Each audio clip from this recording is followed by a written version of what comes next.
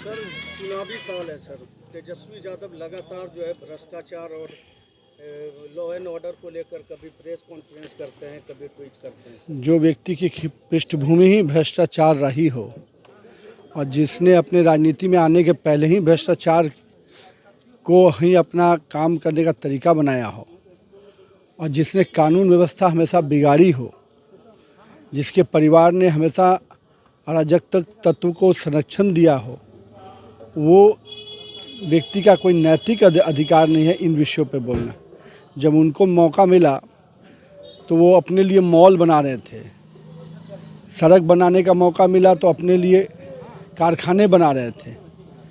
और अब जब विपक्ष में है तो गरीब की बात कर रहे हैं। इन लोगों ने बिहार में सबसे अधिक अराजकता पैदा किया,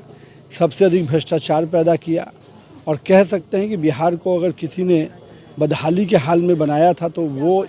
इनके पिताजी और इनके दल के लोग थे। तो निश्चित रूप से बिहार अब विकास के आगे पर बढ़ रहा है। अब चुनाव आया है तो कुछ तो घड़ियाली आंसू बहाएंगे, लेकिन उससे फ़र्क जनता को नहीं पड़ने वाला है, क्योंकि जनता ने कभी उनको संघर्ष करते हुए नहीं देखा है, और जनता ने न देखा कि सदन में भी कभी बोलते हुए नहीं देखा, सड़क पर संघर्ष करते हुए नहीं देखा, तो जनता से उनका कोई सरोकार नहीं है। सर आतंकी हमले के बाद पूरा देश विरोध में है। देखिए, माननीय प्रधानमंत्री जी बिहार की भूमि पे आए थे, मिथिला में, जो स्पष्ट संदेश पूरे विश्व को दिया है कि हम ऐसे किसी तत्वों को छोड़ेंगे नहीं। आतंकवाद को उसकी अंतिम लड़ाई के उसको ख़त्म करने के लिए जहां भी जाकर लड़ना होगा, अंतिम टेररिस्ट को भी समाप्त करने का संकल्प माननीय प्रधानमंत्री जी ने लिया, दोहराया है। और अभी पहले भी आपने देखा कि जब जब ऐसे कुछ घटनाएं हुई हैं, प्रधानमंत्री ने कड़ी प्रतिक्रिया भी दी है, एक्शन भी दिखाया है, और पूरा विश्व आज भारत के साथ इस मुद्दे पे है। तो कहीं ना कहीं ये भारत की कूटनीतिक सफलता है,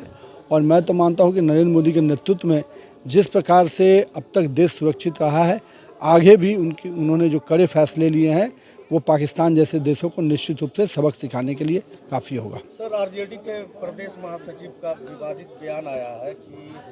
पर्यटक में तो काफ़ी लोग संख्या में शामिल थे, हिंदू क्यों मारे जाते हैं? अब ये सोच सकते हैं कि किस तरह की मानसिकता है उनके, जो करबला पढ़ने के लिए मजबूर, कलमा पढ़ने के लिए जो प्रेरित कर रहे हैं, उनको कलमा पढ़ना सीखना चाहिए, क्योंकि कहीं ना कहीं उन्होंने भारत को उसी दिशा में आगे ले जाने का प्रण लिया हुआ है। लेकिन देश के लोग मालूम है कि जब तक नरेंद्र मोदी है ये देश पूरा सुरक्षित रहेगा, और जो हिंदू पर इस प्रकार की टिप्पणी कर रहे हैं वो टिप्पणी उनको भारी पड़ेगी।